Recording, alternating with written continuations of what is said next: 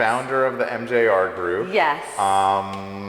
You know, I don't know. We're here in Sunny Isles, which is an area I don't think most people thinking about South Florida would necessarily be aware of or explore in their search, but when I think of it, I think of like brand new high-rises along the beach. And I guess what is kind of, you know, the vibe here or the hook for a potential buyer? Sunny Isle attracts, firstly, it's a second, third, and fourth home area, and it attracts people from all over the world. This particular building attracts Canadians, people from New York, people from Mexico, Venezuela, and Russia. Okay. And the world is such a small place right now that everybody can get here really quickly, and people want new construction. And here, in comparison to some of the other areas in South Florida, the prices are much less than if we were to go to like a South Beach or a Bal Harbor for new construction. Now this is the Jade Signature we're in, right? Yes.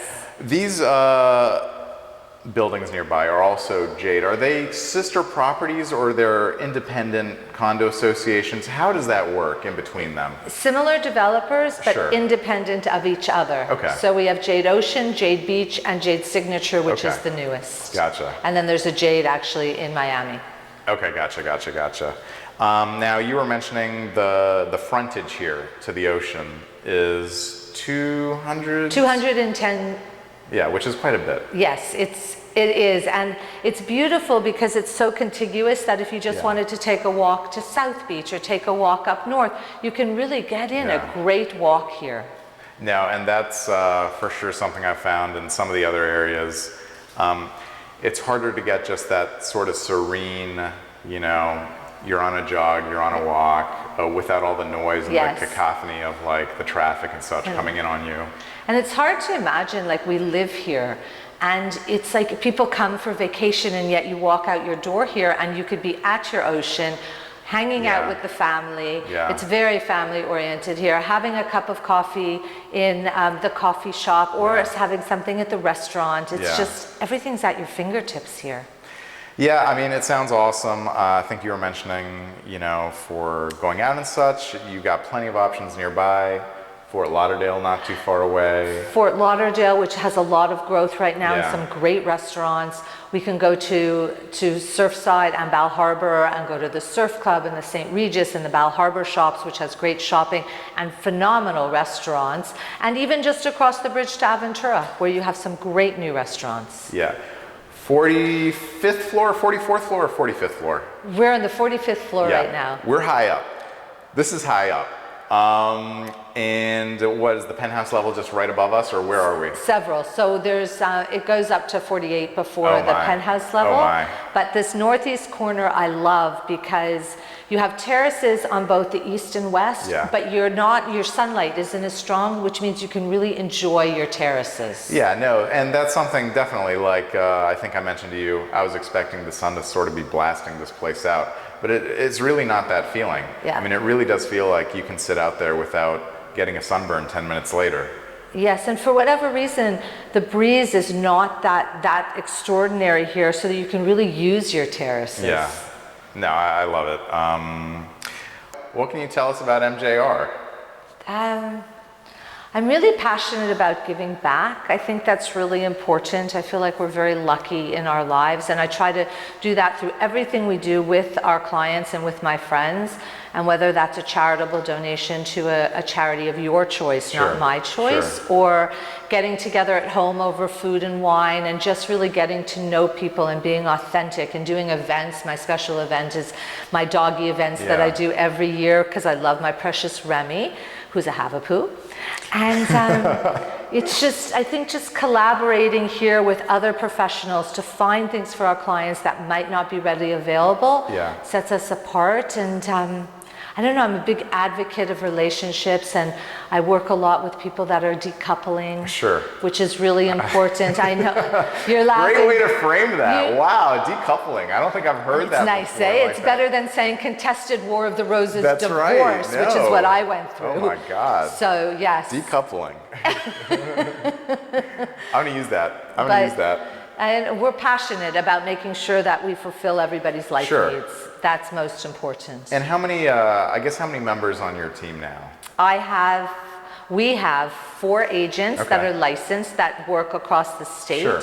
And then we also have an assistant and a whole team of social media Okay. to make sure that we market the best way possible for our clients. I know that you're one of the best. It's a really interesting time.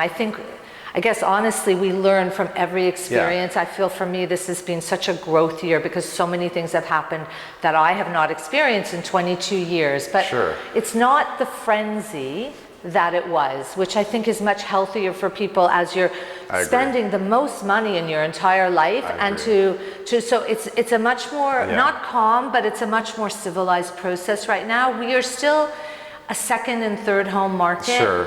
And we still are a tax haven here. Sure, yes, that's right. For that reason, I think we might not be experiencing the level of decreases as some other cities, although we definitely are.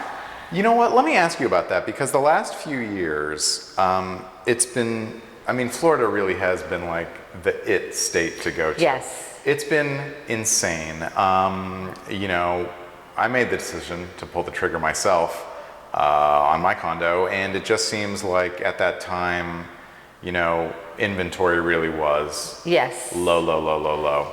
At the same time, it feels like condo inventory at least has come up a little bit. Yes. But the prices really haven't dropped materially that I can tell. Yes, we can look, and we're happy to have more inventory because we were in 1 month of inventory. Yeah. So now we've seen, like June to May, we've seen an increase in inventory of about 15 to 20%, depending on the neighborhood. Okay. The most interesting part in the statistics is the disparity between asking price and selling price. Yes, speak to that please, because I come from a market, the DC market is one where generally the inclination is to price, not low, but like safe. To price at a price where you feel it will sell thereabouts, and the hope is that you'll get offers that drive up the price. Yes. Florida, or South Florida in particular, has always felt, and maybe during the pandemic in the last few years it was less this way, but it's like a seller might say, toss out this number and let's see what we get, you know? And then it'll go down from there, and where it ends up is, what is the method to the madness? It's hard for me to understand. Like, there can be such variances, like dollar per square foot in the same building or whatever. What drives these negotiations? It's you have sellers' perspectives, and we work for sellers 100%. And just as you said, they're like, this is our number. And then it's your choice to say, I totally respect that, but this might not be the right time.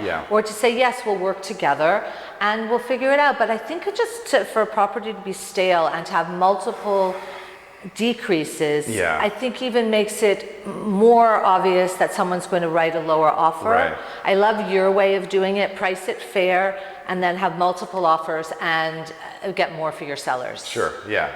And is that something that is just culturally not the case around here, or more people are doing that? It's really both. It really depends. I think it depends on how our discussions are with our clients and how we speak to them. I feel personally that I'm never defending the market. I work for our clients, and we can give them the information, but ultimately it's up to them. And I feel, agree with you. Right, in this market, the more educated you are on the numbers, on the market. And what's interesting is that the exact same situation happened where the sellers wanted to price it substantially higher than I agreed to. Then, not that I agreed to, but that I recommended. And then, lo and behold, it sat for 5 months. And then we got offers closer to where it was. And now they've agreed to sell it at a lower price than what our other offers are, because that you can't time the market. No, you can't time it. Yeah, exactly. And I think sometimes that's, you know, I mean, people listen to financial news sometimes. I don't know how much of a dynamic that is here. People like saying, hey, look, I read this. This is what we need to do. And you're like, oh, whoa. What you're not hearing, what you're not reading is all these other things, which I'm here trying to tell you. You know? And I think the media scares you, and the media is a generalization, and each city, like where you live, next door to where you live, is going to be different. So we need to speak about the numbers and the markets where exactly we're thinking about. What is the dynamic around here in terms of the number of sales which are financed versus cash? Has that changed at all in the past year?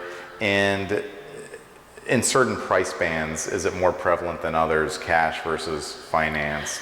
It's interesting. We're disproportionately higher in cash than in some of the other cities in the country, just because we're a haven where people are bringing their money outside of their countries. Sure. So I would say for sure that's definitely remained.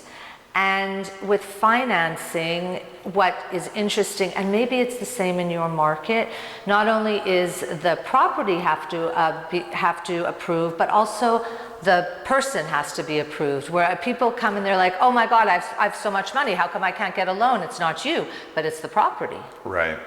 I don't know if you have that. If there's like a too high investor ratio. If there's an investor ratio, there's too high investors. If there's a lawsuit. If there's a lawsuit. And so, dues are in arrear to a certain extent. Yes. Stuff like that. So all of those things are important when you're looking at properties, to be educated, to know that somebody could get financing before that you put them in a situation where they cannot. One thing which is kind of big in our area, I can't even conceive of how it factors in here, but like, VA buyers, are they even a thing here? Like, have you ever worked with a VA loan? Once. Once Wow. Last year, and it was very interesting. And again, just being educated, but it's not. And it's interesting because you can use like a $2 million loan in a VA loan. Yeah, that's right. And it's actually a pretty simple process once you get through the process. It's not bad, but it's not here. We've got the Pentagon and such, and so we have a lot of VA buyers. I just think of like, I wouldn't even imagine an FHA loan could be done around here. Not in the high rises, but in single family homes you can. Oh, and there's another thing. How's the kind of single family home market around here versus the high rise market and such? It seems like you come to South Florida, condo, right? But I know like on the islands, Star, the Venetian Islands, all that, it's really been on fire lately as well. And still inventory is higher than last year, which we're grateful. Yeah. And finding a little more, rushing and multiple offers with single family homes, because every buyer, just like a condo, is so specific as to what they want. Yeah. And then when you find it, today I'm dealing with 4 offers already, and we're putting in our offers. So it's like, what do we do? I haven't had that in a long time, but it's very specific to an area in Pinecrest, which they love. Sure. And so you do whatever you need to do to try to win for your clients. Absolutely. And I think sometimes for buyers, I mean, this is something I do constantly talking about this with other agents back in the Mid-Atlantic, but some buyers really need to, if they're not prepared for what could be a feeding frenzy, really need to be educated on kind of like, you might be giving up a little more than you wanted to, but you have to think to yourself a year from now, which is the choice you're going to regret? Not having gone that little bit more, or not being in the home of your potential dreams. And we talk about that a lot. And to your point, it's just about educating. Whenever somebody comes to our market, that's where we start. Sure. Is educating exactly what you say, that we could be in this scenario. It's not like it was last year, but it could be. And are you going to be comfortable with that? And then when we're in it, it's to your point exactly that. Are you going to regret in a year from now that this is not your home, or are you going to be so happy that you paid another $50,000? I'm making that up, but no, right, of course. I mean, and that's advice that transcends geography, markets, anything. Anything in our lives. Anything in our lives. That's right. You're going to get a car. You're going to get food. That's right. And does it really, like in the scheme of life? And I've always felt like that philosophically for me. It's like if I love it in 10 years from now or in 2 years from now, it's not going to matter if I paid X more. Right. That's right. But I always felt like that for myself. You know what? That actually touches on a great point, which is the whole concept. Like some buyers want to get a bargain. What is a bargain? Really, what are you going to be achieving for yourself? if you start viewing your property purchase simply through the lens of like numbers on a page. You know, you're going to regret what you buy. You're going to regret what you buy. It's so true. Sometimes I was in the fashion business many years ago, and I can kind of get that vibe from you, you know, honestly. Like, the haircut is very Hollywood, I feel like. Thank you. Golden age Hollywood, yeah. like my age. Anyway. No. No, but you know, like I remember one year and I had to fill my open to buy I was working for a large retail stores, and I like, the flowered one didn't come, so I took another one, and it wasn't the right decision, and it cost us more than if I wouldn't have done it at all. Right. So you have to really look at sort of the whole picture and how you feel and how do you feel internally about it, because ultimately those decisions, you have to sleep at night. Let me ask you this. You go home tonight, tomorrow night, whenever it might be, what's on your mind? You mentioned you're kind of like a prolific, we're going to call you an amateur chef. I think that's fair. Is that fair to say? Yes. You're deep in it. You're deep in it. Yes. What's the next thing you're cooking?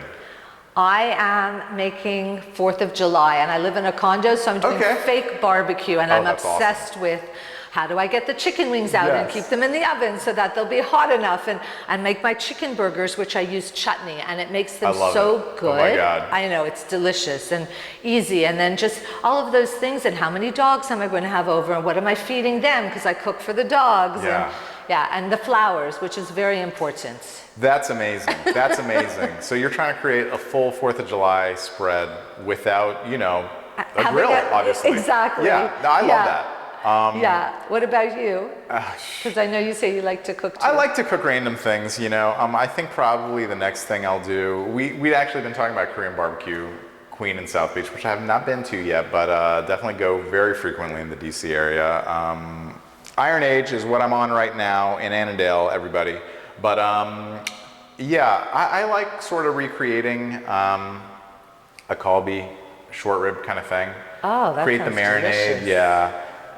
take some short rib, slice it up, put it in the marinade, let it kind of go overnight.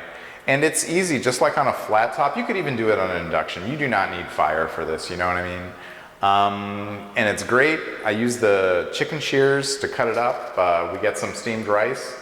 It turns out well, you know? That sounds delicious. Yeah, it's pretty good. Oh my goodness. Yeah, it's not as involved as what you're doing. No, that sounds great though. I love short ribs. It's one of my favorite foods. We'll have to come up with like a recipe share. Exactly. Recipes of Compass. I was just, that would be superb. Come Compass on. cookbook. Come on. It would sell. That would be good. That would sell. Come on. I think we're winning with that. I love it. Yes.